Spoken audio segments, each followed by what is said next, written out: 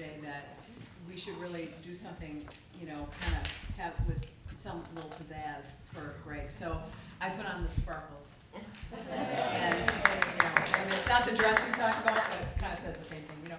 So, and we also have, if any of the speakers who are coming up would like to, you know, adorn while they speak. It's really fun. So I'm just going to hang this over here for you guys to grab when you want to come up and speak.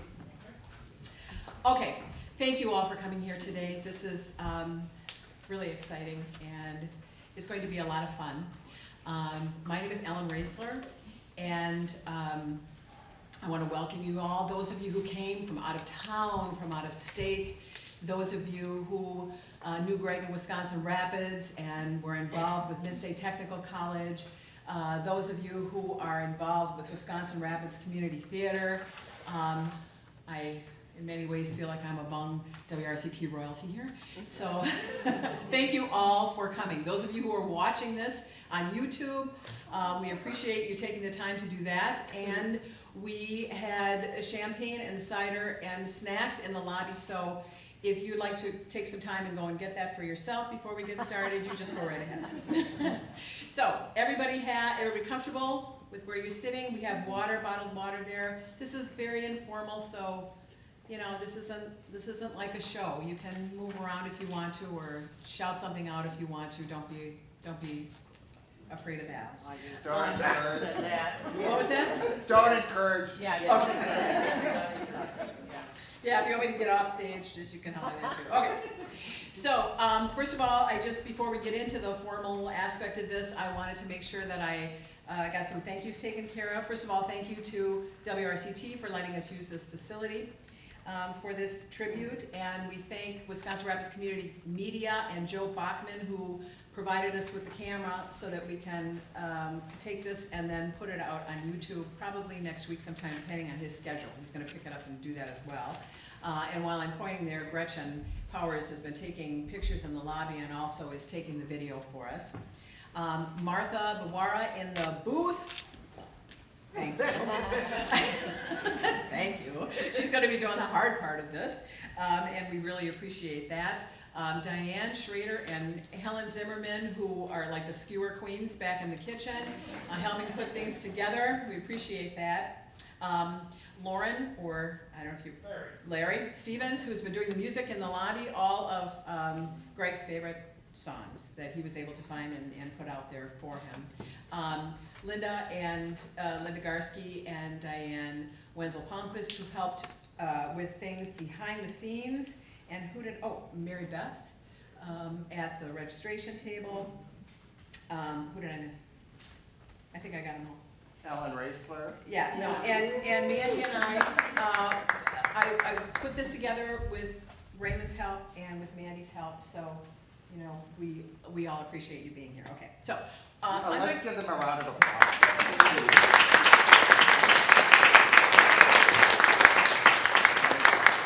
You sure don't want me to put you in the director's chair?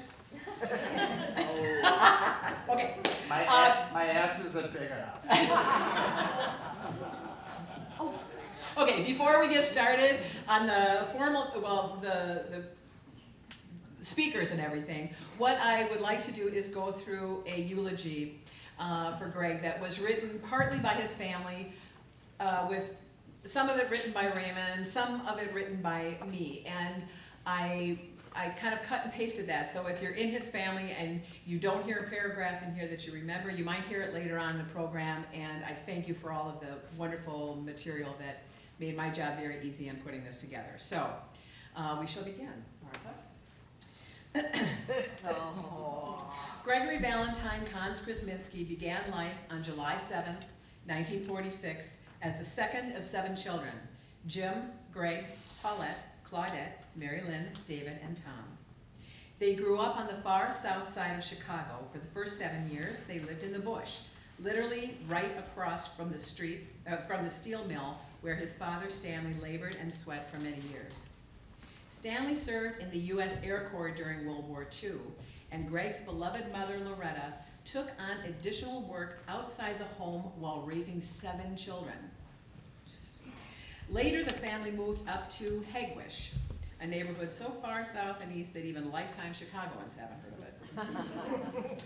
All 7 of the Krzyminski kids went to Annunciata Elementary School, where the nuns made sure they had good penmanship, knew the times tables, and had an early foundation for academic success. Greg continues his Catholic education at Mendel Catholic High School in Chicago, and then in the 60s at Marquette University in Milwaukee, where he earned a Bachelor of Arts degree with a major in English and a minor in theology. He married Kathleen Borden, and for 3 years, they served as educators in Ethiopia with the Peace Corps. It was there that Greg first exhibited his skill for food preparation. Frustrated over the unavailability of potato chips in Ethiopia, he decided to make them. I hope you got that little knot we made out in the line. Greg's potato chips. And the rest is history. Speaking of which, he went out to earn a master's degree in history from the University of Wisconsin-Milwaukee and an ACF Chef Apprenticeship Certificate from Milwaukee Area Technical College. After graduation, he joined a fellow chef apprentice in opening a restaurant on Milwaukee's North Shore. But his greatest love was family. The births of his children, daughter Jill in 1977 and son Jeffrey in 1982, helped Greg face the truth of the essence of love and relationships in his life. When Greg was in his mid-30s, he decided that he couldn't and wouldn't live the rest of the second half of his life as he did the first. His personal behavior would always reflect his convictions in all human rights. Struggling with doing the right thing, he eventually met Raymond Paul Konz in 1983. They were attracted to each other for many reasons, including their spiritual and family values and humor. Later that summer, Kathleen moved with Greg's children to Evanston, Illinois, where she was working. Greg and Raymond moved into a small downtown Milwaukee apartment. He was hired as guard manager at Hotel Pfister, while Raymond was a professional server there in the English room. Despite many challenges, each of them supported the other. One of these challenges included Gregory's move to teaching at Mid-State Technical College, Wisconsin Rapids, where Raymond remained working and attending college and later graduate school in Milwaukee. For the next 16 years, Greg maintained a residence on 2nd Avenue South in Wisconsin Rapids and commuted between here and Milwaukee and Evanston. His introduction to WRCT in 1988 was by an educator colleague at MSTC, Bobby Banks. His relationship with WRCT spanned up until his passing, when he was preparing to co-direct this season. In all the roles Greg was privileged to have in this life, the most rewarding were being a devoted and caring father to Jill and Jeffrey, extraordinary Baba to precious granddaughter Eleanor Rose, and committed partner, and finally, on November 12, 2011, loving husband to Raymond.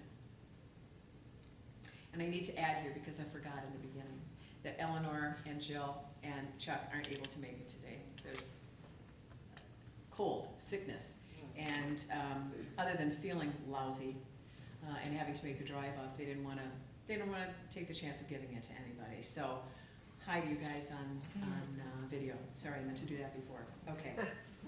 After retirement, Greg returned to Raymond's family duplex in Milwaukee, carrying out their commitment to family by caring for Raymond's mother, subsequently Greg's father and mother, and later Raymond's paternal aunt, Amy. He had several post-retirement work experiences, which included customer service for Midwest Airlines in Milwaukee, supervising correspondence for Lufthansa Airlines in Liverpool, and television commercial work in Chicago. And here's part of my story. Okay, in 2013, when I was having trouble finding a director for a play called Flaming Guns of the Purple Sage, I called Greg and asked him a favor. I told him that if he would direct the show, he could have free room and board at the not exactly luxurious but very welcoming Chez Ellen. He took me up on the arrangement for the next 8 years. Every winter, one of us would find a project that absolutely had to have Greg involved, and he would take up resident in my basement Monday through Thursday, driving home to be with Raymond on the weekends. I would work at WRCT during the day and come home to this, like, fabulous meal. And then he would go to rehearsal. We'd laugh our way through dinner, and then he'd take off and go to rehearsal. He'd come home around 9 or 10, and we might watch an old movie on TCM together, talk about the challenges of the current production that he was working on, and then turn in. Friday afternoons, he would drive back to Milwaukee to spend the weekend with his family. And other than the fact that I probably gained 10 pounds each winter, it was like the perfect arrangement for me. You know, man around, part of the weekend. Okay. Anyway. Enough, Ellen. Yeah. Okay. I think for him, it was like an artistic retreat of sorts. He was certainly able to stretch his talent during that time. He did a lot of different things, and he was wonderful in all of them. This time also coincided with several major events in my life, and I literally don't know what I would have done without Greg there to go through them with me and help me through them. But many of us can say that, can't we? It always seems that somehow, some way, he was there when we needed someone to be there. And with a big hug, a listening ear, a new perspective, and always a tolerant and supportive love. In late 2020, Greg was diagnosed with esophageal cancer. The very difficult surgery to remove the cancer and the esophagus was completed in February 2021 and declared successful. A long road to recovery has frequent bumps and bends, and so did Greg's. But he continued to improve overall and was so optimistic of recovery, he had his passport renewed and committed to direct WRCT's winter play, Death Trap. Ironically, the play he directed before that was called Heaven Can Wait. And it did, for 9 months. On November 3rd, Greg suffered an aortic dissection, a diagnosis which will bring a sad shake of the head from any skilled medical professional. Heaven could no longer wait. Miraculously, Greg hung on for 4 more days, giving his most precious loved ones the chance to be with him and say goodbye. He died in his husband's arms on Sunday, November 7th, 2021. Without a doubt, Greg's passing leaves a hole in the hearts of the many people he touched.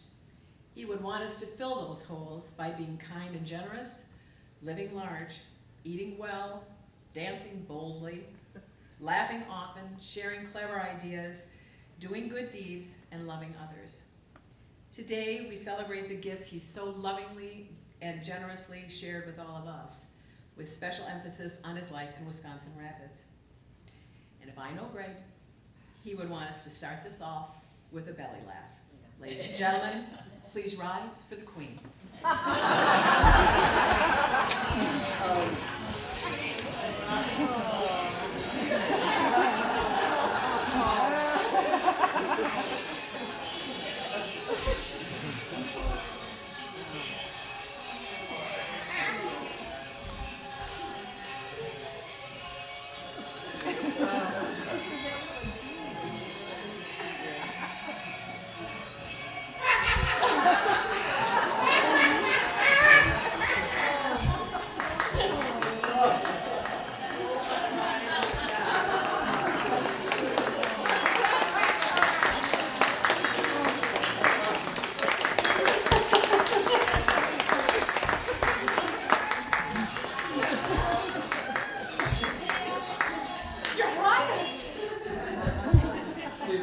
To what do we owe this honor? I thought I would come and give my respects to Greg and his family. You know, he was always such a nice boy. He came to tea with me when he worked in Liverpool. But no, he was a naughty boy. He had a naughty sense of humor. Well, yes, we're so honored. I don't know what to say. Did you have something you wanted to say to Well, him? yes. I mean, one of the things I'd like to say is, he always had some wonderful, talking about his granddaughter, Eleanor Rose. And also Raymond. Raymond, where are you? Raymond, come up here, Raymond. Come up here. I need my walker. You don't need to come up on sorry. stage. Just say, no, you don't need to. Do we have eye contact? What I wanted to say was, I lost my Philip right, this last year. And that was so sad, all right? But I have a present for you, all right, to remember us, both of us, all right? That we are queens together, okay? So I would wish you a happy birthday, all right? Yes, it is a tiara, all right? And it is for you, all right? And thank you. Yeah.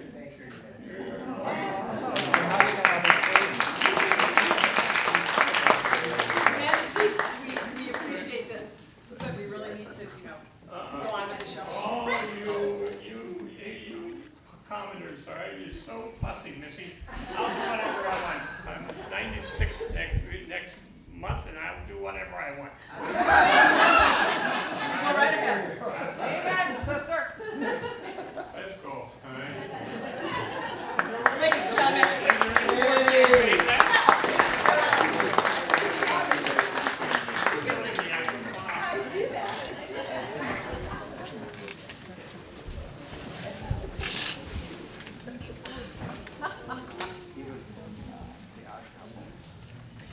WRCT history was made one day in 1988 when Greg happened across Bobby Joe Banks on the campus of Mid-State Technical College. A simple request to save him from eating lunch alone blossomed into a lifelong friendship and the beginning of a beautiful relationship with community theater. Bobby Joe, or Ara Banks, as she is now known, sent us this tribute. These are Ara's words. I think of Greg every day. For over 10 years, he was my best friend, my brother. We laughed and cried together over many life experiences, from a crooked Christmas tree, which created side-splitting laughter, to making pizza and hot chocolate on a cold Wisconsin night. One might think such a trusting friendship would take a long time to develop, but no, it was instantaneous. When he started at MSTC in 1988, he was walking toward me on the campus. He stopped and introduced himself, asking where one might go for lunch, and in his Greg way said, "Come with me, I hate to eat alone." And in that moment of meeting, a wonderful journey began. Immediately, I trusted him, and he never once broke that trust. At one of our meals, he asked, "What did a person do for culture, art in Wisconsin Rapids?" "Join the theater group," I said. His eyes lit up, and his arms waved in only the way Greg could express excitement, and he almost shouted, "Honest to God, there's a theater group? Tell me all about it." And anyone hearing this knows the rest of the story, as Greg and WRCT were joined. He loved the theater and was the ultimate talented actor. Once, when a rehearsal was over, and he and I were still in the theater, I in a front row seat and he sitting on the edge of the stage, he acted a scene from One Flew Over the Cuckoo's Nest. It was brilliant, something I'll never forget. I have so many memories at WRCT with Greg, but perhaps a memory that represents a seldom seen part of Greg happened outside of the theater, in a restaurant. A young boy was being loudly abused by his grandmother. The boy cowered over his plate of food while the woman called the child horrid names and told the child he was worthless. Greg rose from his seat like slow-burning lava. He walked over to the woman and told her to treat the child better. Greg had his say, and the woman stopped her shouting. I can't recall his exact words, but when he returned to our table, he expressed that the abuse wouldn't stop and a concern that others allowed this abuse by not taking any action. Greg wouldn't tolerate fools or bullies. He laughed at life's absurdities and cried over sorrows. He would wave his arms about with excitement and softly whisper prayers. And he loved. He loved life, loved the theater, loved his children and Eleanor. He definitely loved Raymond, and he loved all that he gathered in his inner circle.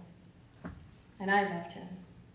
He was my brother friend, and I'll miss him knowing how blessed I am that he entered my life. He taught me so much about being alive and loving the journey. Thank you to Ara for that.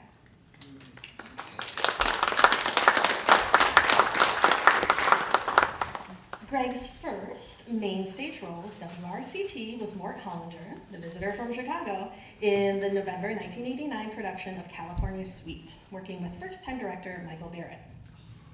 He evidently liked the experience because he came back the next year to take the bigger-than-life role of Sheridan Whiteside in The Man Who Came to Dinner, directed by his then dear friend, Bobby Banks. Greg was joined on stage this time by 2 other newcomers, 13-year-old me and Linda Garski. Linda, please come up. All right.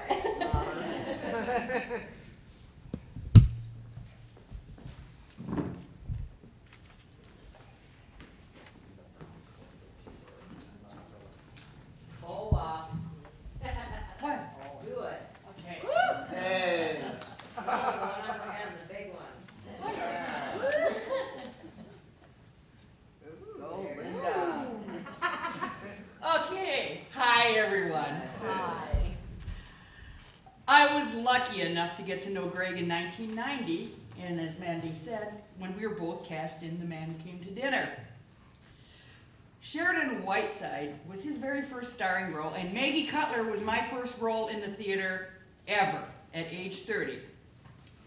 I was thrilled to be cast opposite that handsome fella that I had seen in California Suite the season before.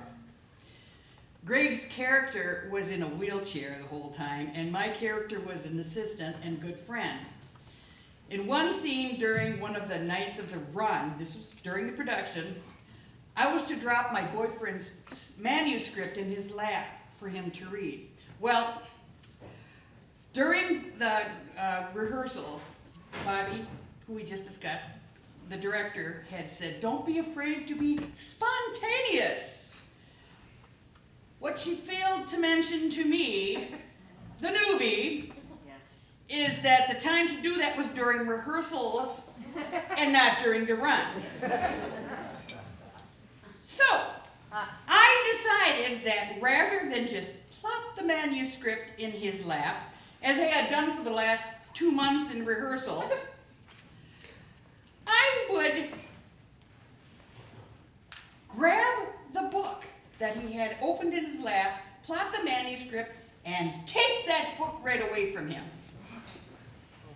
Well, Greg put a death grip on that book. And I'm standing here, he's in the wheelchair, and I'm going like this, and he's going, and I'm like, good acting, this is really great. Made it look real. So I take that book and I smugly go walking off stage as the Oscar actress that I was. Well, Greg came off stage. As I'm standing back there patting myself on the back for being so spontaneous, and he came straight up to me. He looked down at me with that look that he could have when he was looking down there and goes, "You bitch." My notes were in that book. Turns out he had a cheat sheet in there for the very long phone call that he had coming up next. So rather than learn the lines, he thought, I'll just read it out of this book that I'm going to have on stage. So for the first night, the second night of the run, he had to do it by memory. We laughed about this later, as we always did, all of our little exploits. You could always count on Greg to find something dryly humorous in any situation. During My Fair Lady, he came up with some very interesting lyrics for the songs. Decorum keeps me from repeating said lyrics, but anyone in the show remembers them. Linda, go ahead. Eleanor is not here. Okay. One of them Hey, was... Linda, it's being recorded. Oh, yeah. Okay, I will drop them then. But anyway, I'll share them later. Yeah. Greg was always quick with a joke and very quick with a hug. I cherish each production that I worked with him, and I was lucky to work with him in an awful lot. And I'll always remember him with love and with a smile. I did not get an opportunity to tell him that my first grandchild was born this week. Oh. And her name is Eleanor. Oh. Godspeed, Greg. Here I go. I hope that the folks up there appreciate your humor and love. Thank you.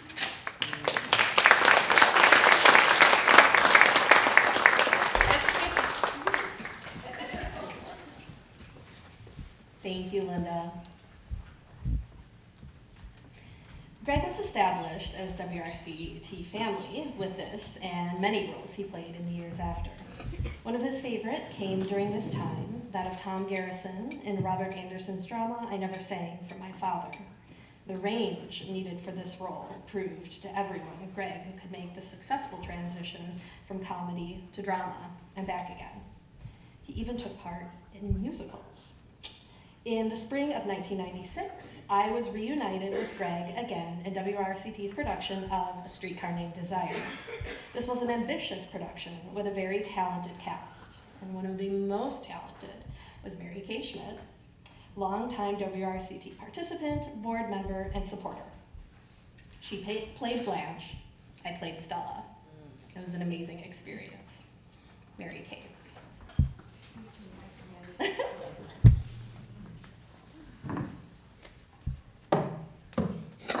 Okay, you should never act with children or follow Linda Garsky. No, really, honestly. Oh, this is kind of long, I'll just read this. Dear Raymond, Jeffrey, Jill, Chuck, and Eleanor Rose, and friends of Greg. It doesn't seem right being here and talking about Greg in the past tense. I still can't believe he's gone and we'll never see him again or be on stage with him. We all have our memories of Greg, and I'd like to share a few of mine with you. I first met Greg in the late 1980s when I was on the board and chairman of the play selection committee.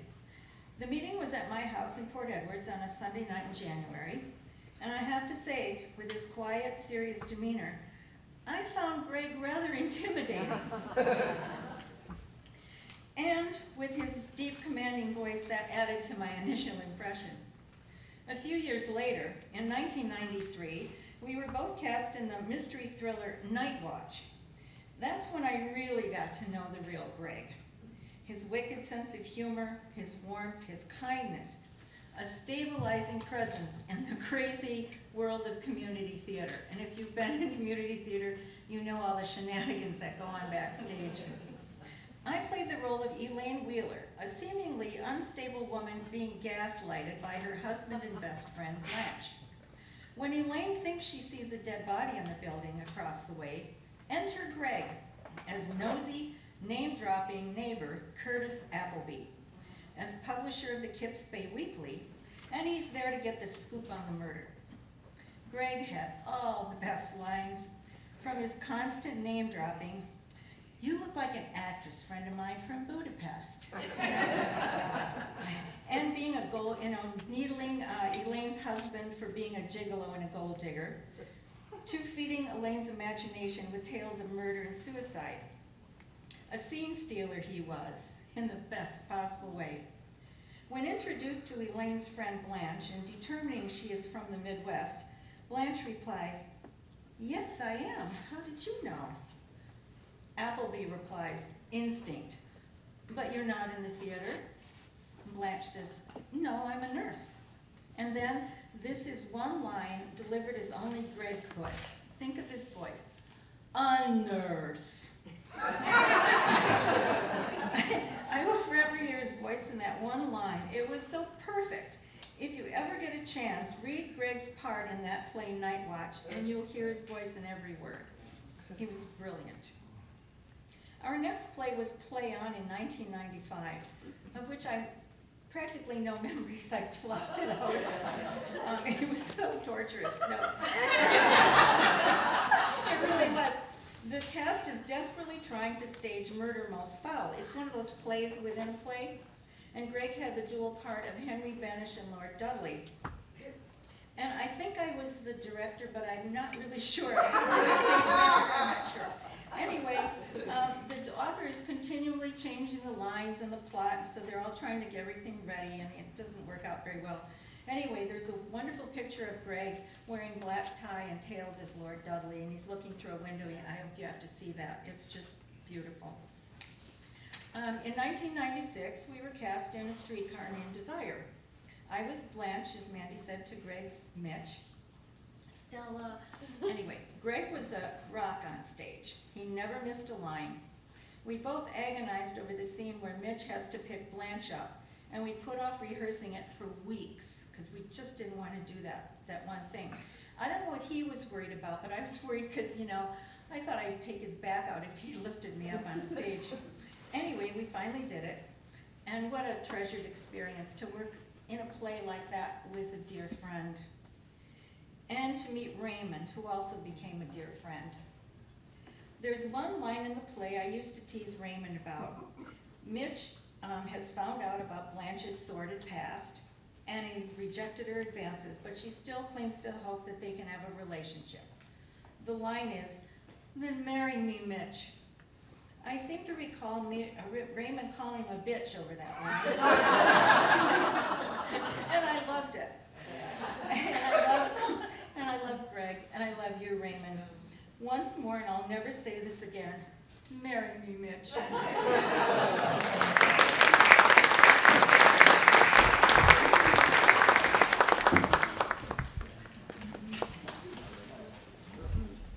Thank you, Mary Kay. During this time, Greg continued his day job as instructor in the Food and Hospitality Management Department of MSTC. He imposed high standards for his students, fighting to adopt American Culinary Foundation standards over the less rigorous state of Wisconsin standards to provide a bridge to further education. But, like with every other area of his life, he approached his profession with love, humor, compassion, and joy. Even his printed recipes could bring a smile. This one is for salsa cruda. Item number 2 under procedure. I can't see. Can you hear me? Oh. What does it say, Ellen? Watch your fingers! See Mr. Krzyminski! Along with his colleague Mike Oliver, Greg opened the Mystic Cafe, where students were given real-life experience in preparing and serving food and managing a dining room. That's a great menu. Chuck Meitner is one of Greg's former students, and he sent this video tribute.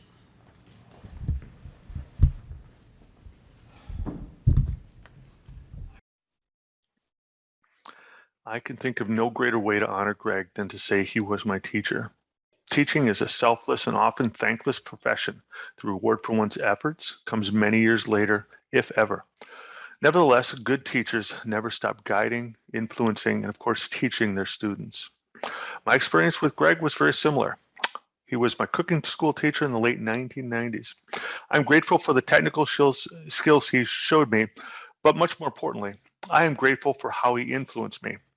So I grew up in a rural area with virtually no diversity as we recognize the term today, or at least no diversity that was discussed openly. Times were certainly different back then.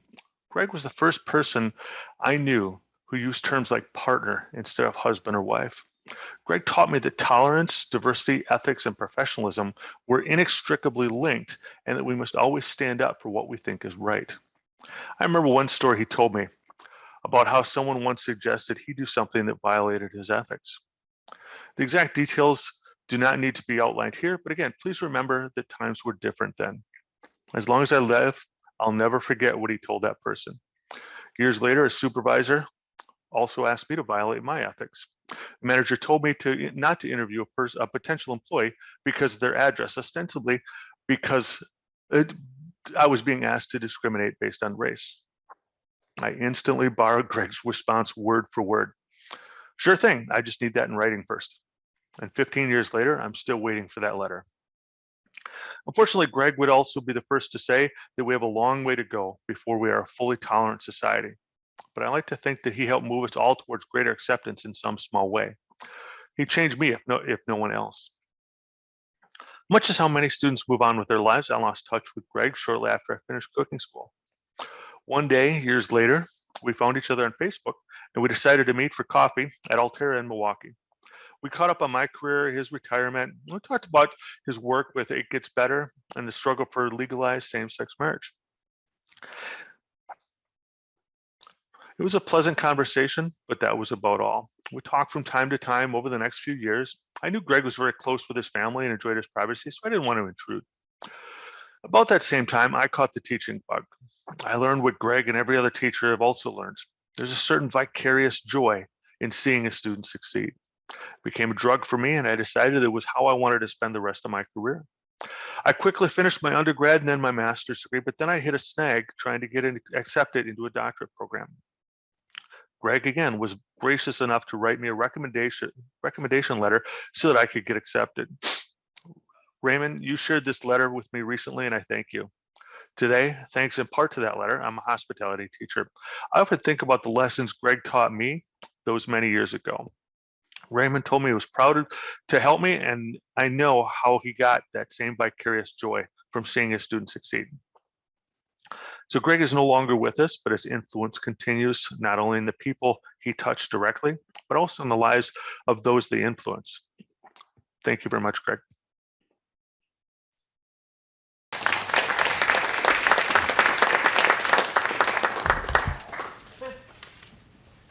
Jerry Fuller was also a student of Greg's, and he's here with us today.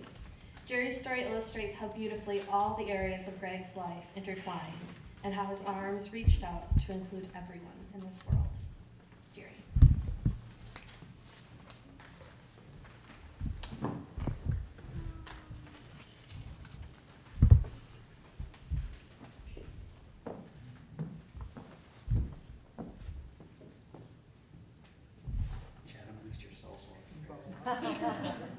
Holy cow. Do I have light behind me? No. Yep. Ah, light. Have to be light.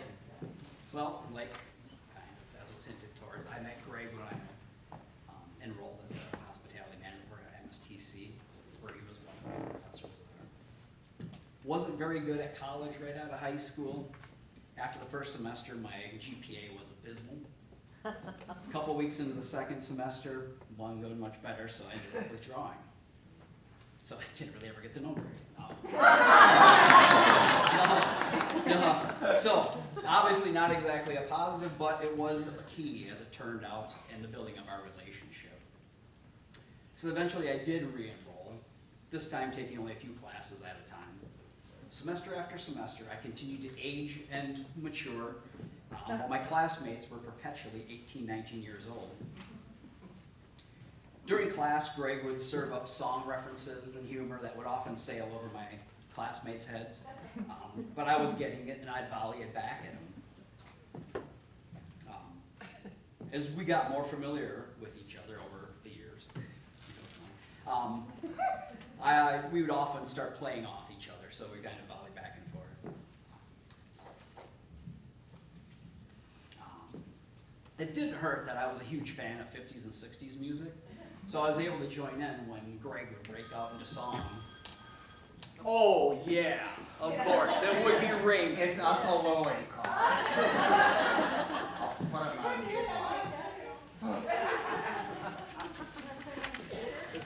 the Would you please silence your cell phones and put them on vibrate as our program is about to begin?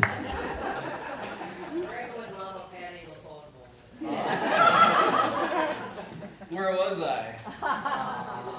It didn't hurt that, yes, it didn't hurt that I was a fan of 50s and 60s music. So I was able to join in when he'd break out in song, usually a selection from his wheelhouse, 50s and 60s women's groups. I can still remember joining in a rousing rendition of "He's a rebel and he'll never ever be any good."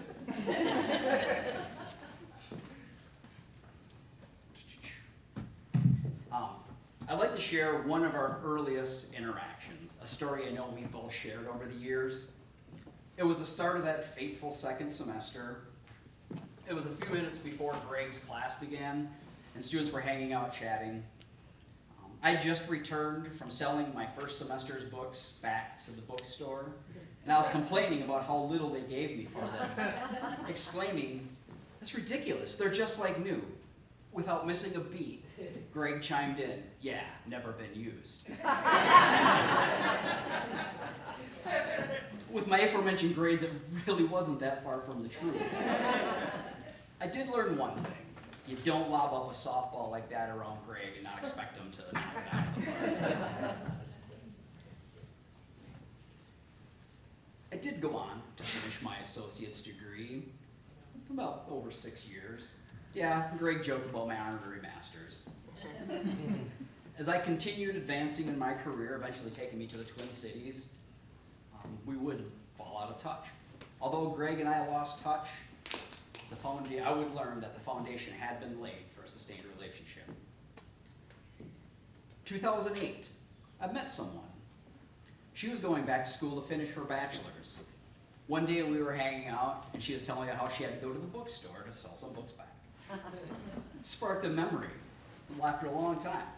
And so I told her that story, which then piqued my curiosity. I recalled that Greg led tours over the summer, I believe, with Megan and some people here have gone with him, over the summers to Europe. So I Googled Greg Krzyminski European Tours, and there it was, an email address. August 18th, 2008, subject, question about the tour, message. Does this include any impromptu song or dance numbers? Oh. Weeks went by and nothing. I started to think, maybe I remembered Greg more than he remembered me. And then a reply. You're not the Jerry Fuller. Who are you? Do write back and please give me an update. At this point, I was surprised I received a reply. There's no clue, but this would be the beginning of something very special. I actually saved all these emails of our first kind of rekindling interaction. It was a great yearning. It really does show the simultaneous progression of what would become two of the greatest, precious relationships in my life.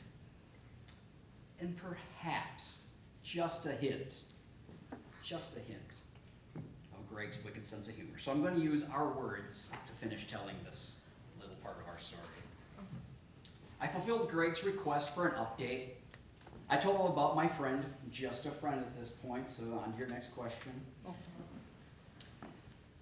I closed the email with hopes of catching up and optimistically, if our paths were to cross, we could meet. Greg replied with updates of his own, writing, well, I think I'm still funny and nuts. Do you remember the movie White Christmas? He went on to tell us about his and Raymond's plans to be in the New York Greenwich Village Halloween parade, specifically the Sisters number. Per Greg, full skirt dresses and feather fans, which I saw the photo out there. Is that it? That was it. $2,000 for those dresses. We don't go to football games. We don't go hunting. Everybody has their exact. So he went on to say, so you see your comment about song and dance wasn't too far off the mark. Aren't you glad to know some things never change? In closing, Greg wrote, please write, and it would be great to find a way to see each other. A few months later, I emailed Greg letting him know the girl in question from the previous emails and I were thinking of coming to Milwaukee for a Twins Brewers game at the end of June. If you're in town and available, perhaps we could meet for dinner. Of course, it has been a while, and similar to a first date, you're not sure how it's going to go, so maybe we just meet for drinks first and see what we go. He replied, it'd be wonderful to meet up in June. Glad this is a reconnect. And if we have to meet for cocktails before a larger dinner commitment, let's make them non-alcoholic, lest one of us be taken advantage of. We would continue emailing back and forth, planning the visit. As we discussed places Greg was going to take us and dinner options, I wondered about recommended attire, asking, should I bring along pants?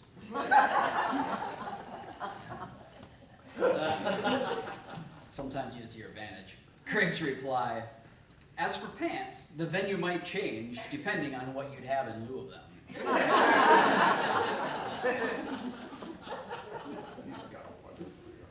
We continued the planning via email, and then on May 16th, 2009, in a reply to Greg asking about our interest in a Segway tour, he gets a formal introduction, and my friend gets a name. When I reply, my friend, who will from now on be called Becca, says, that sounds like fun. In Greg's next reply, he ends, "Take care, and hello to Becca." The next few emails were mostly words of anticipation and optimism, maybe even getting a little too optimistic, as we added the possibility of a Saturday breakfast or brunch, along with our all-day Friday plans. Of course, Greg did add this caveat. However, since no contracts were signed, if Friday is a bust for either of us, let's just pretend that we never had this discussion of Saturday. I agreed, replying, "At the end of Friday when we part, we'll leave the option for just walking away as if none's ever happened. Of course, we'll always have MSTC." In one of our last back and forths before our visit, I wrote that I'd be optimistically packing more underwear, extra underwear, in case of excessive laughter. Greg's reply, "As far as underwear is concerned, so much time has passed that I'm now in plastic."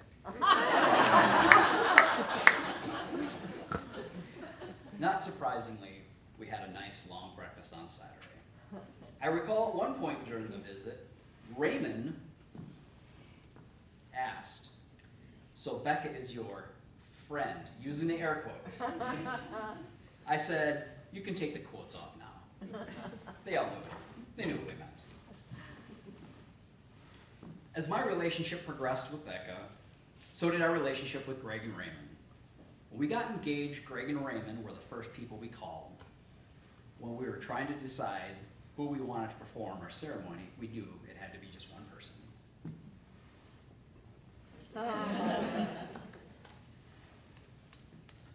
Thank you for allowing me to share this part of our story. I will leave you with this. Just because he didn't do what everybody else did, that's no reason why we couldn't give him all our love. He was always good to me, good to him we tried to be, because he's not a rebel, no. He's not a rebel, no, to me.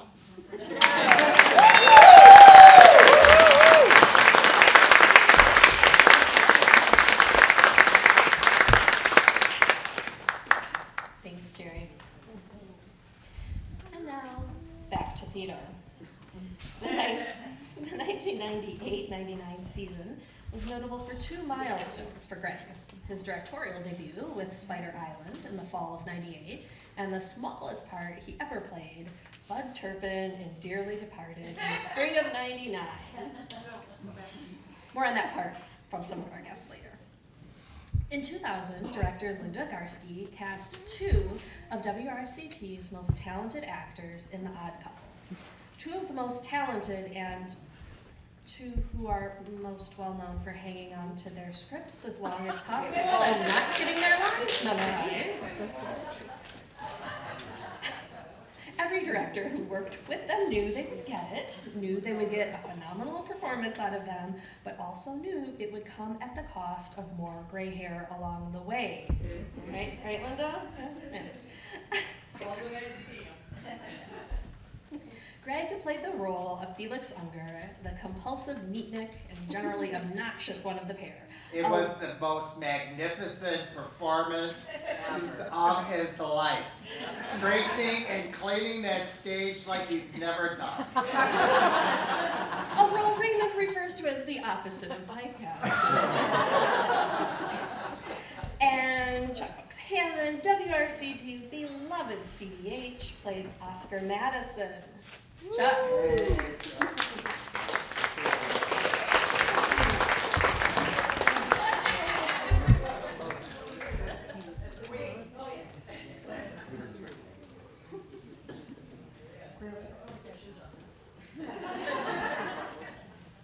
As you notice, I'm gonna wing it, all right? You know, I only have one story about Greg. We did The Odd Couple together, and I played Oscar, all right? The little messy one. All right, liminal state is probably, you know, I haven't finished. I haven't, you know, I'm still messy, right? You know, so. And Greg played Felix, all right? As you know, Felix and Oscar roomed together, all right, for a number of, you know, months. And then there's an episode with two women, two English women, and you know, and Felix makes him cry, and you go on, Oscar wanted to, at least, bed him down, all right, and, so now they're at odds with each other. I mean, they are just, they can't stand each other. So we go into, so we're in the third act, Greg or Felix is sitting there with a plate of linguine, right, and marinara sauce. All right, probably something that Greg made himself. All right, so and we're battling, with this, and I look over at Oscar. Oscar looks over and says, "Get that spaghetti off my table." All right, and Felix goes, "That's not spaghetti, that's linguine." All right, at which point I pick it up. And then, remember, this is the last night.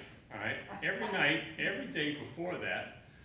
Every performance before that, I would pick it up, take it to the kitchen, all right, and throw it, and the plate would just break, all right, and the spaghetti, linguine would go all over the place.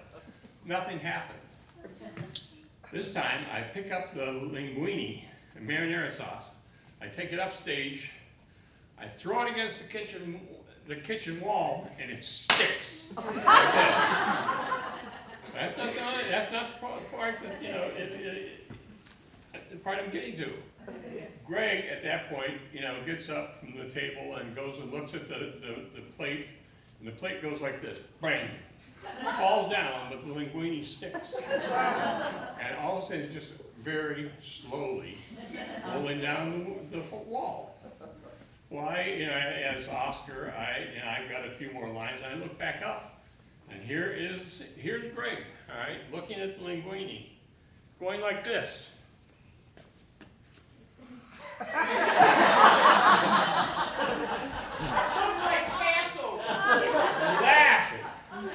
Laughing at the linguine very slowly.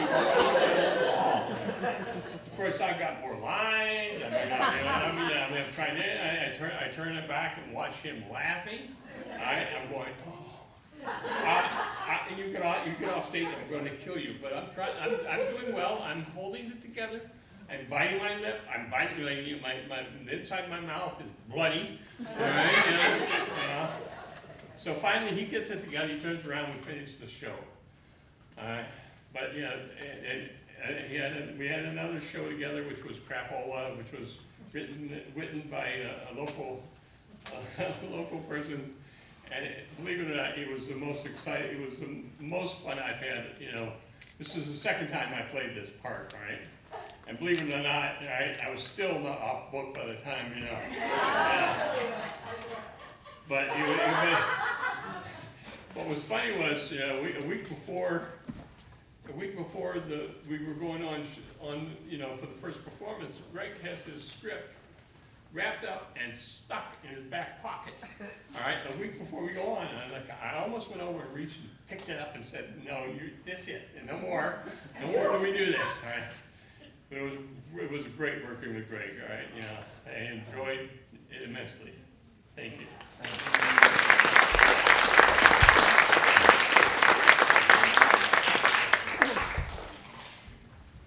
Once you start establishing yourself as a good director, you're in demand in community theater. Greg's style was so nurturing to actors, so attuned to their individual needs and approach, things that would help them grow. His script interpretation was so insightful. It was a joy to work with him. On the schedule for January 2003 was a show called Cookin' with Gus. Well, who else would you ask to direct? Gus, or Gussie Richardson, was played by WRCT veteran Susan Edgren. Susan.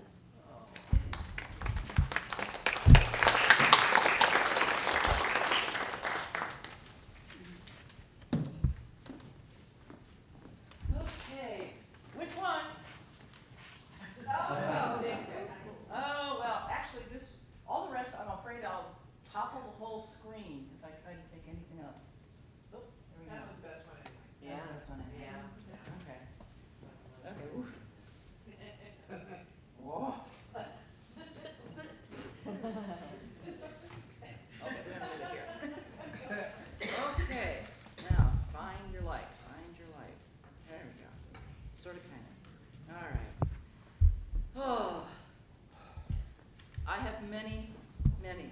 memories of Greg. Watching him enter for his cue and crapola with his script in his back pocket.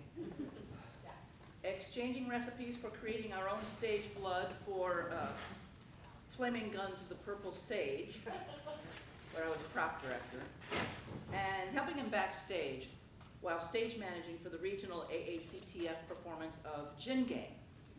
And while doing that, one of the many things I did was, and we traveled together and listening to Raymond fuss over him, and listening to Greg answering, I'm fine, stop fussing, Raymond.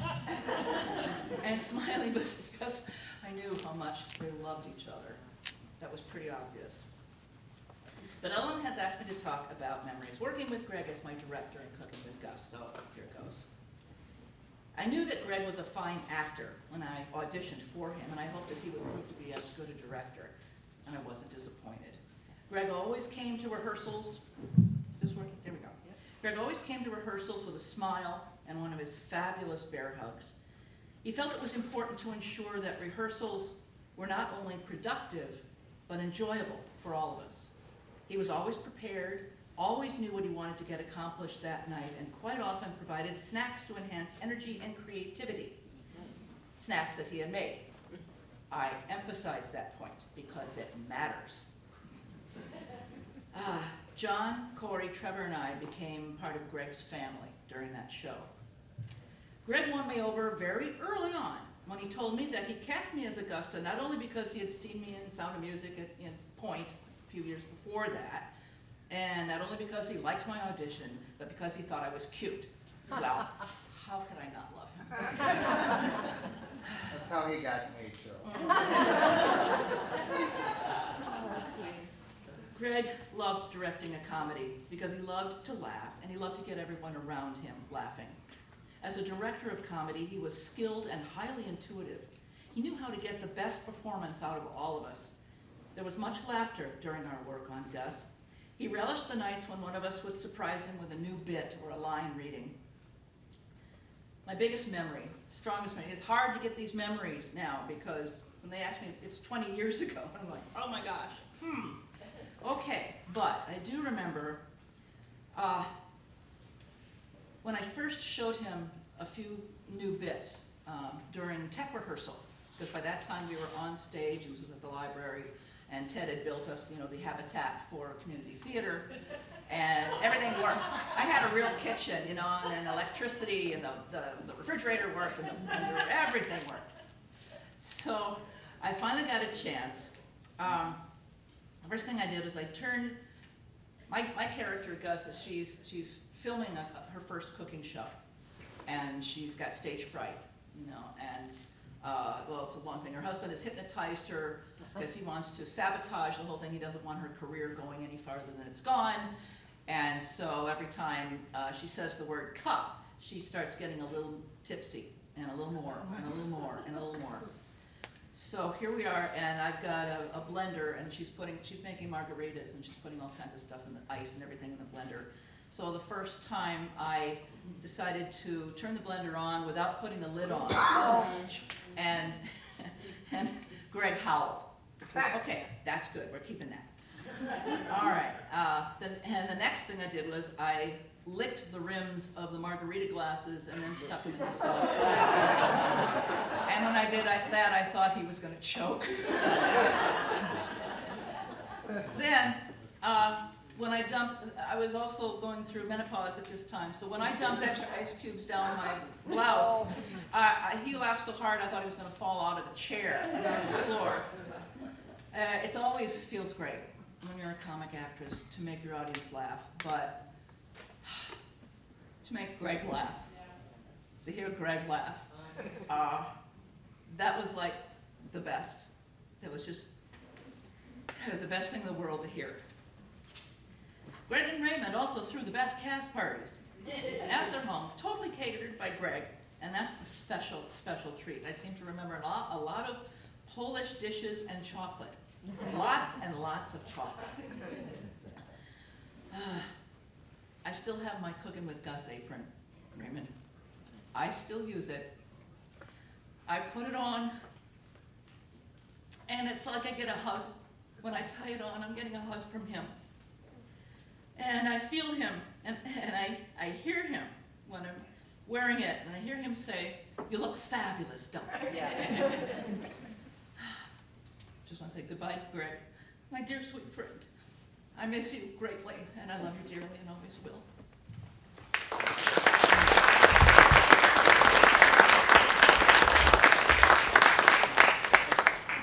Thank you, Susan.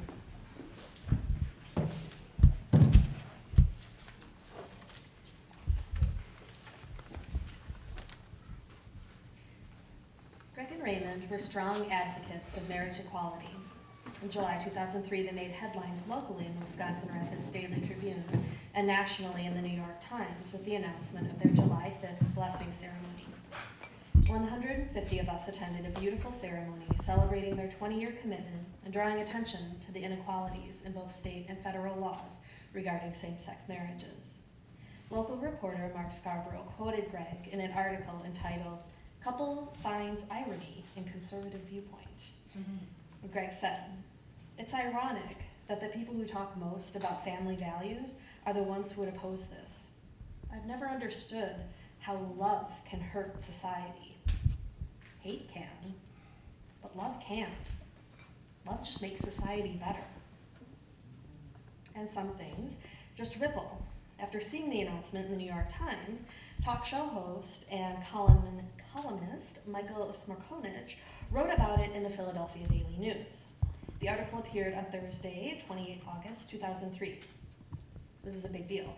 For those of you who may not be familiar with the name, Michael Smerkonich is an American radio host and television presenter, political commentator, newspaper columnist, author, and lawyer. He has a weekly radio program on SiriusXM and a television program on CNN. He has a weekly column in the Philadelphia Inquirer. He's the author of 7 books. So, whether you agree with him or not, his voice gives national recognition to whatever topic he chooses to discuss. He chose to give voice to Gregory and Raymond Konz-Krzyminski 3 times. Here's part of the initial article. "I had an epiphany while reading the wedding announcements in the New York Times. A photo of 2 guys came to my attention. Gregory Krzyminski, Raymond Konz, was what it said above a picture of 2 men in tuxes. Nice write-up. There was a mention of their education and ages and a brief description of their commitment ceremony. Turns out he is a retired minority recruiter, and the other he is a clinical social worker. But here's what grabbed my eye. It said that Gregory is the son of a steel worker from Chicago, and Raymond is the son of a Milwaukee detective. Wait a minute. One guy's father was a leatherneck for U.S. Steel and the other's a cop? That doesn't fit the stereotype. Sounds way too macho of an upbringing for a couple of guys with sugar in their pockets." His words. His words. "I was expecting a career in the theater or someone working as a hairstylist. Here's why that's relevant. If sexual orientation is a part of someone's wiring and not a matter of choice, then there should be no debate as to whether we can afford the full protection of the law to homosexuals." Yeah. Common decency dictates that if a person is born with some characteristics that separate them from the norm, we must take measures to assist with their assimilation and ensure whatever separates them from the mainstream is not used to hinder the attainment of a full and prosperous life. That's why I was interested to learn about the backgrounds of Raymond and Gregory, with both of whom I later spoke. According to Raymond, they've been together for 23 years and are both Roman Catholics from strong Polish backgrounds. Not surprisingly, both men said there was nothing in their upbringing that prompted or promoted a gay lifestyle, and that their sexual orientation, in this view, comes down to their wiring. Sending our announcement to the New York Times was a choice. Sexual orientation is not, Raymond said. I think he's right. It's all about genetics and very little about environment. If we're talking about a set of characteristics over which people have no control, then it's unfair to ostracize them for what separates them from the mainstream. While I remain uncomfortable in calling a same-sex union a marriage, my afternoon in the backyard shed some light on the way things should be. Smerkonich included the text from that article in his 2006 book, Muzzled from T-Ball to Terrorism, True Stories That Should Be Fiction. He sent a signed, inscripted copy to Greg and Raymond. how things changed between 2003 and 2018. In 2018, he included the article again in the newly released Clowns to the Left of Me, Jokers to the Right, and included this update. This is his afterword. First, I'm over it. I no longer feel proprietary about the word, and I'm perfectly fine calling a same-sex union a marriage. The Times wedding announcement that was the catalyst for my column was among the first published in that paper for same-sex couples.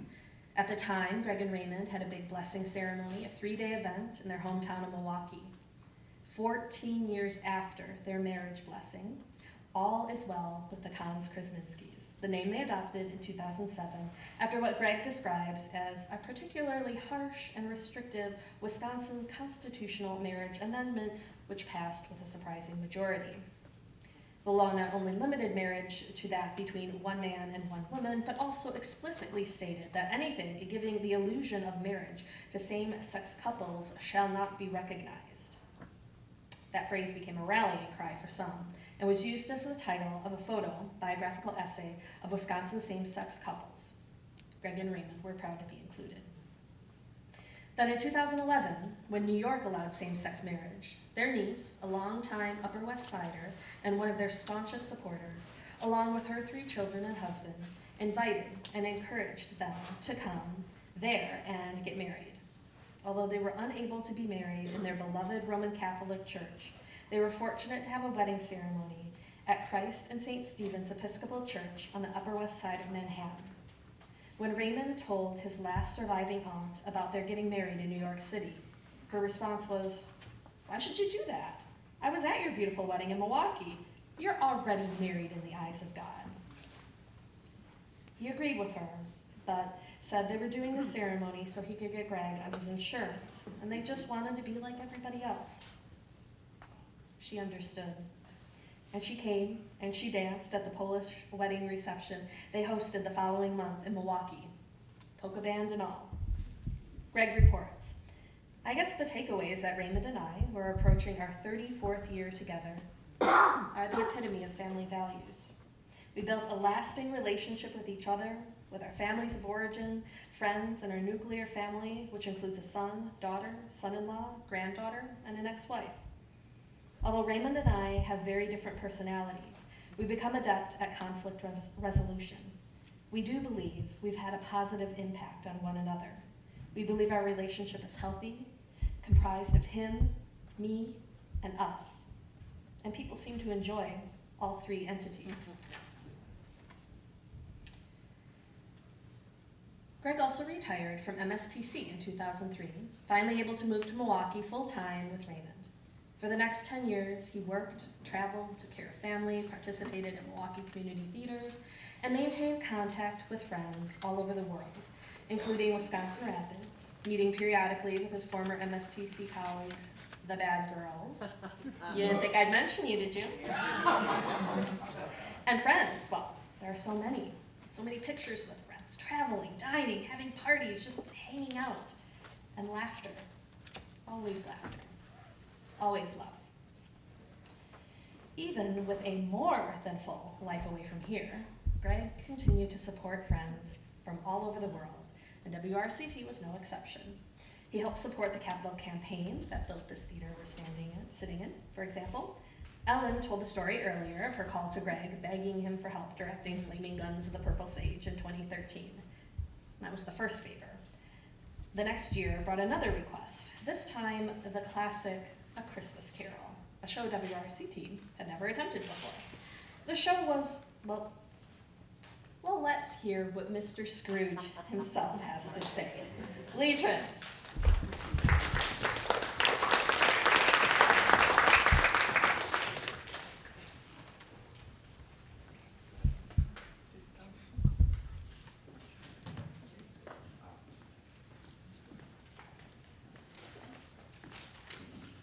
Bahama.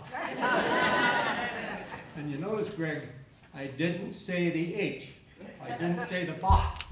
I just said bah, like you told me, 35 times. Now, I expect that many people who come to plays presented at this theater wish that they could participate and have a role in one of them themselves, but are absolutely convinced that they could not memorize a script or be able to repeat lines on stage. I was one such person. Then one evening, my wife Judy and I came to the play entitled Dearly Departed. The opening scene from the play involved a small number of people seated at a table. No words were spoken. After a few seconds' wait, one of the actors sitting at the table with studied flair fell off his chair, sprawled on the floor, dead. That actor was Greg Krzyminski. I watched it. I turned to Judy and said, "There's a role I could play."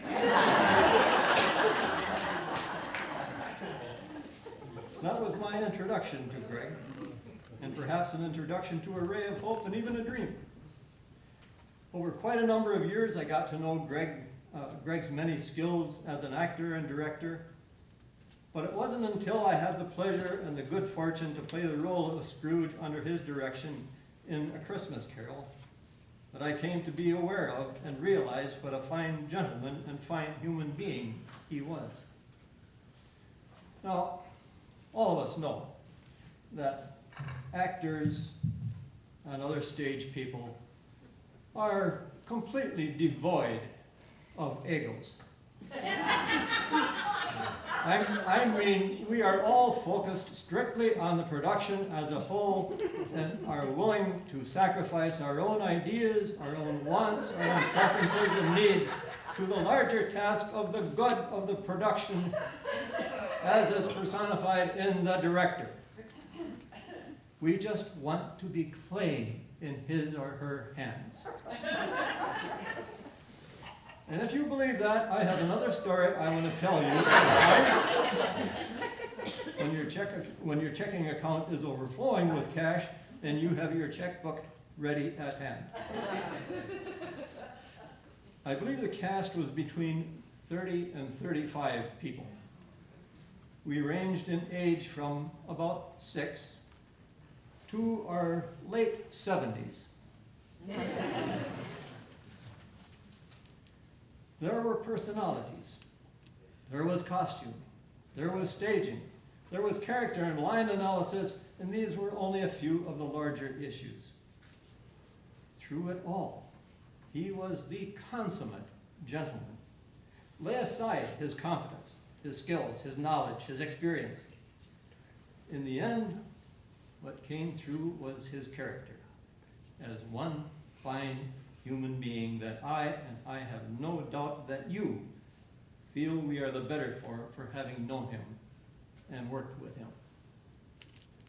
So in a roundabout way, Greg was something like a set of bookends for me regarding this theater. Neither of us realized it at the time, but in the end, there it is, Greg. I enjoyed the trip. Thank you.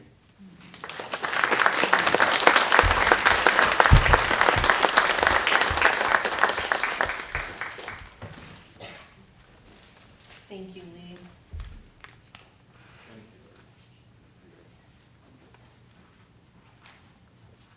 Greg continued to return to Wisconsin Rapids over the next few years, directing main stage productions at WRCT, fundraisers like Does This Show Make My Butt Look Fat? And participating in the Midwinter Mardi Gras series of productions. The greatest gift of his life was when granddaughter Eleanor Rose was born. From then on, she was the light of his life, and no conversation was complete without including the latest adventures of sweet Eleanor. She brought him a joy that nothing else could ever get close to in this lifetime, and his love for her was boundless. The theater kept calling him back as well. One of the most challenging and rewarding roles came in 2016 when he joined Beverly Ross to perform The Gin Game. For those of you who do not know this show, it's a full-length play for two characters, a man and a woman meeting at a retirement home. Many famous couples have performed this play. Jessica Tandy and Hugh Crone, Mary Tyler Moore and Dick Van Dyke, Cecily Tyson and James Earl Jones. It's a monumental undertaking for any actor. Greg attacked this challenge with relish. He said, "If Lee Tritz can do Christmas Carol, I can do Ginny." Bev and Greg performed the production for the WRCT season, Mardi Gras in Milwaukee, and finally took it to the national play competition hosted by the American Association of Community Theaters, winning at the state level and taking the show to regionals. Another challenging role came when he accepted the one-man show dedicated to Clarence Darrow for Mardi Gras. Most actors shy away from the memory demands of these kinds of shows as they age. Now Greg, to him, it was another way to grow, something else to add to his list of experiences.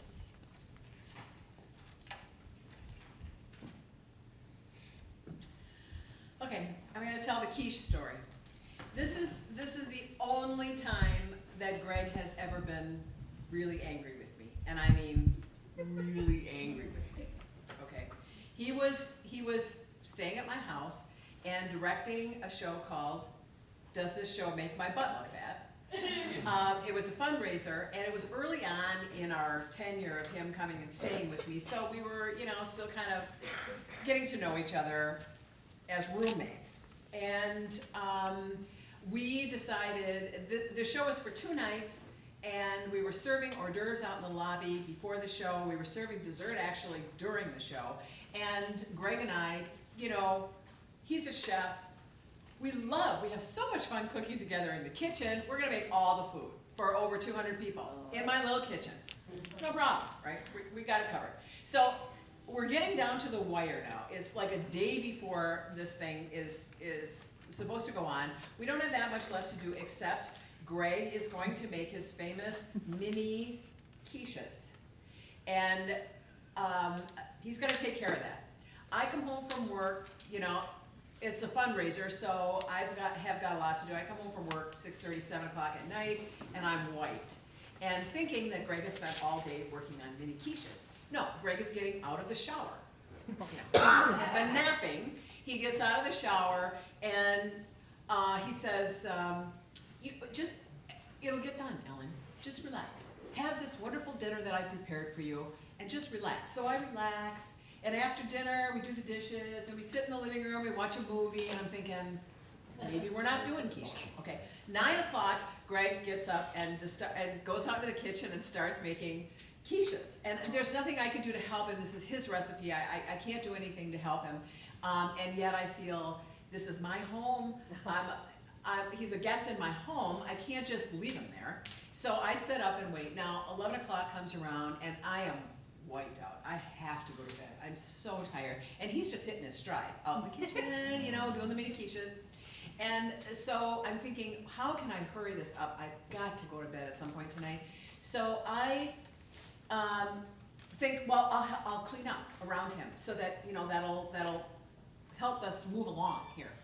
And so I'm wiping off counters, and I'm putting stuff away, and I'm doing the dishes, and all of a sudden Greg turns around, he's looking for something, and I'm like, what are you looking for? Well, he said, I had another bowl of quiche filling.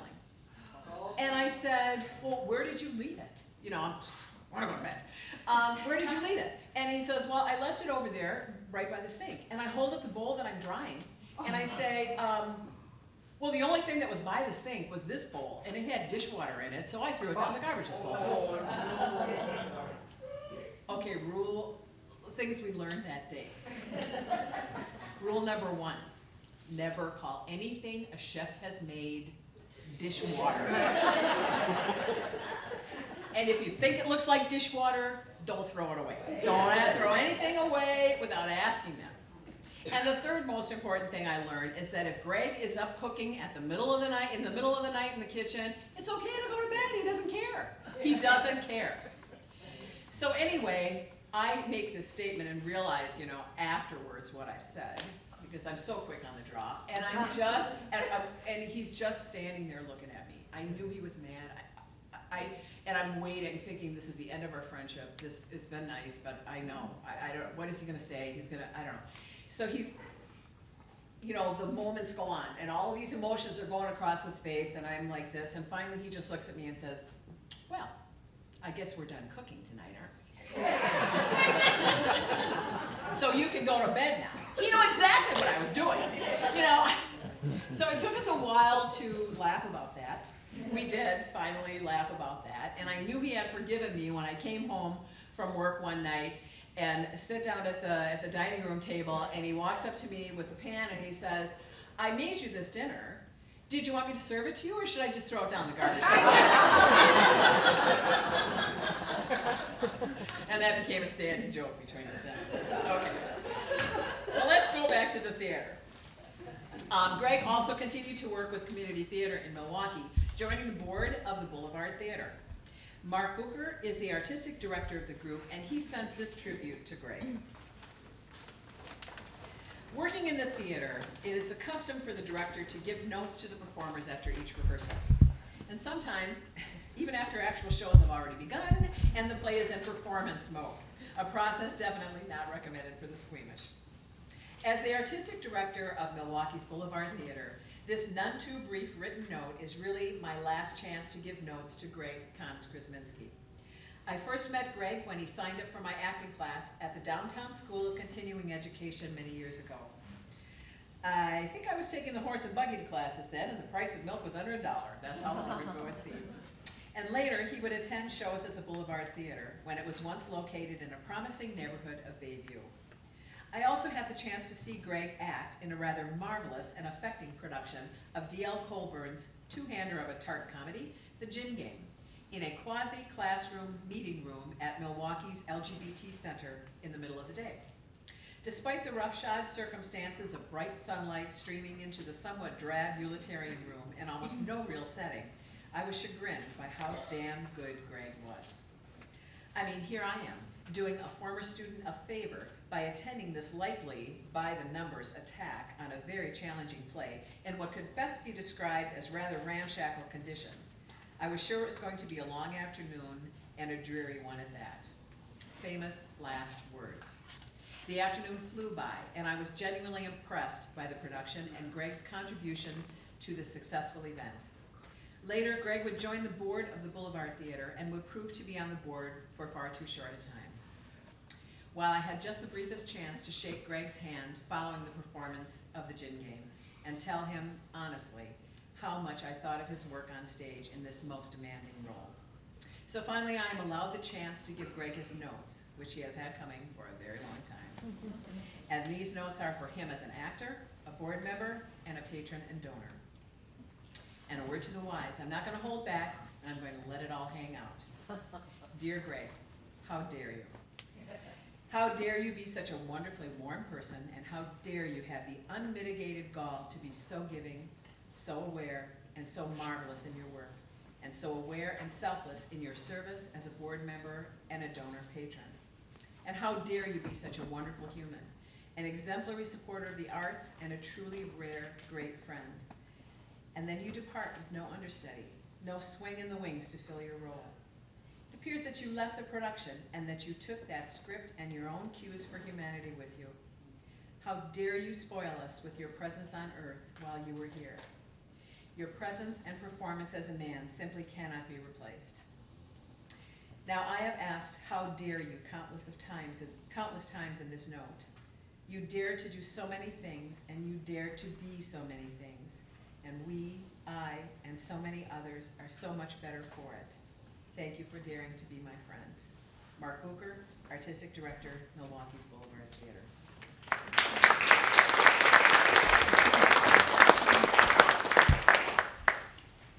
And how could we not mention his travels?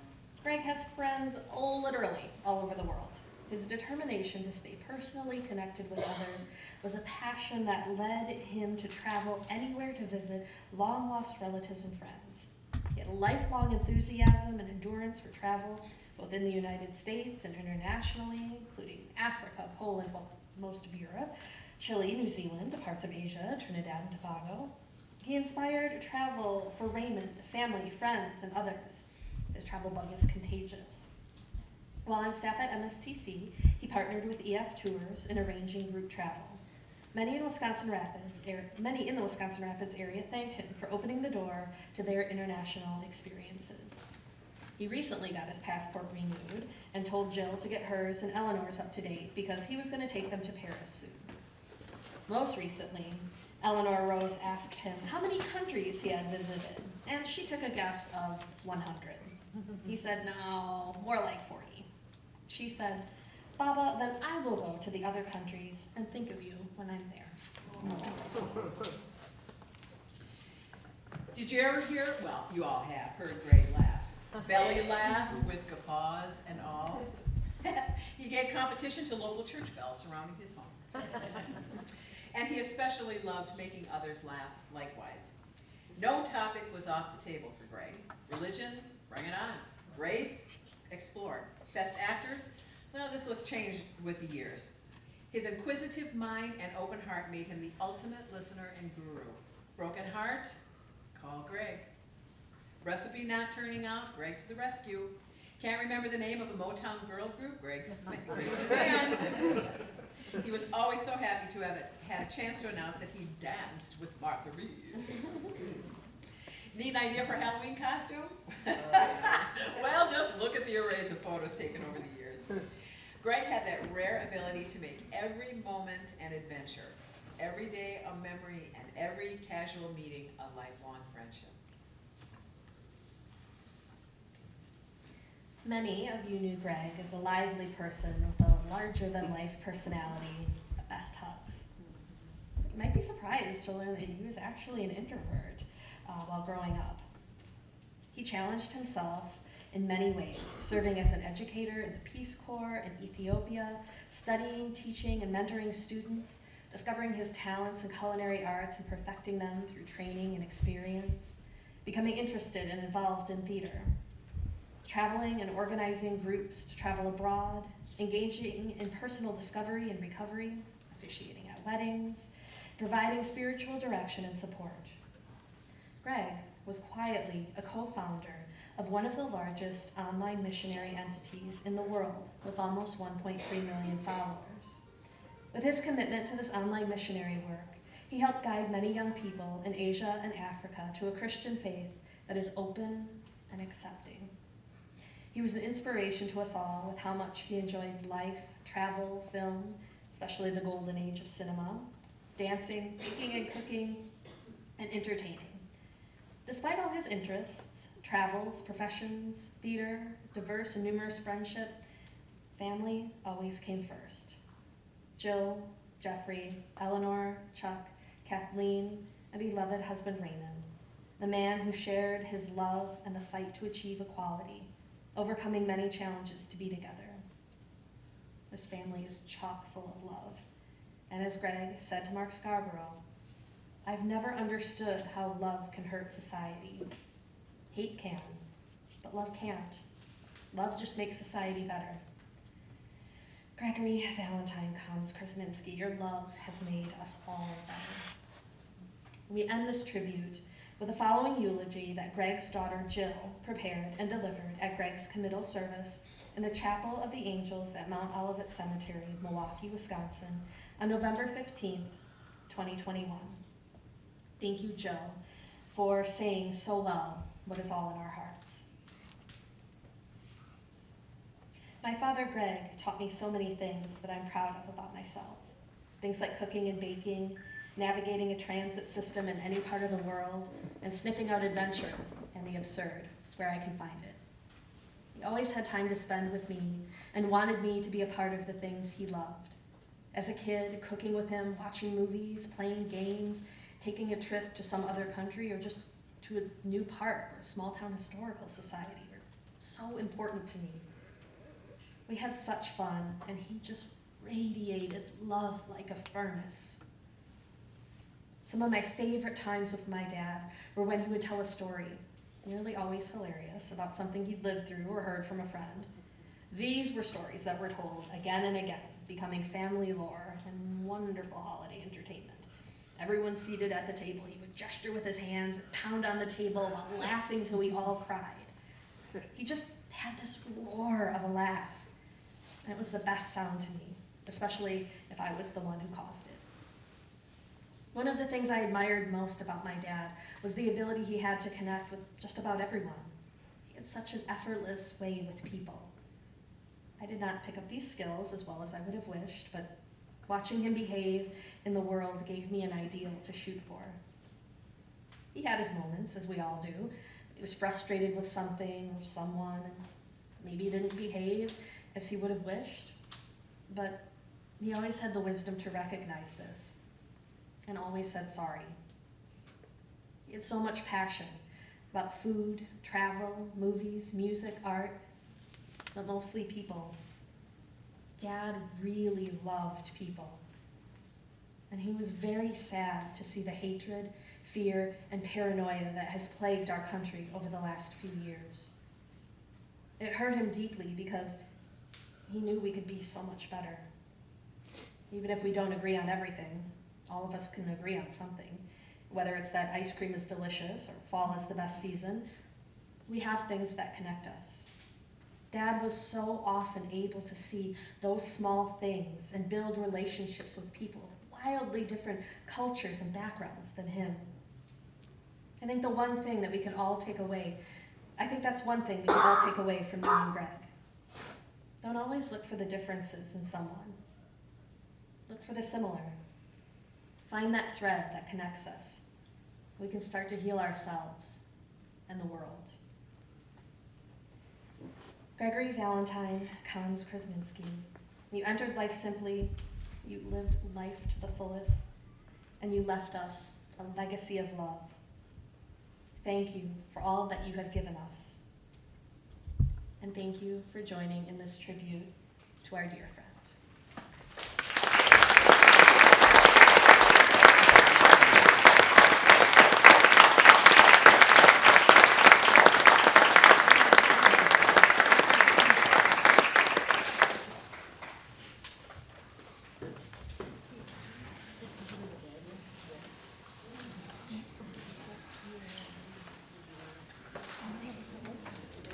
Thank you all for coming. I appreciate that you're all here.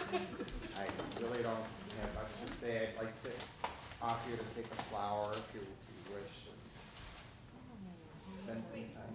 Yes, we also have some gift bags on, in the lobby, so make sure you take one of those before you leave. And I'll help you with the photo. Is this the one you want? And I want to especially thank my son for coming, our son Jeffrey, and my sister-in-law Mary Ellen, and my brother-in-law Judge. It's good to have family and friends. Thank you very much, all of you. We love it.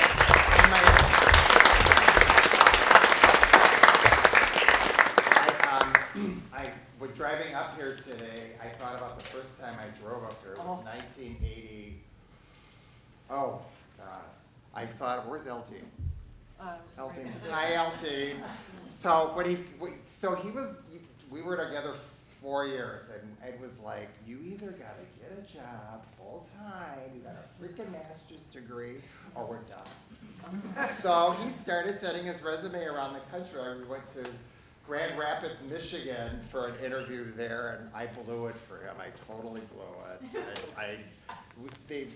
did. I think he did fine in his interview, but afterwards they invited him to dinner in their cafe. It was very similar to what he said up here, and he said, "I have a friend with me." Well, this is 1988, 7.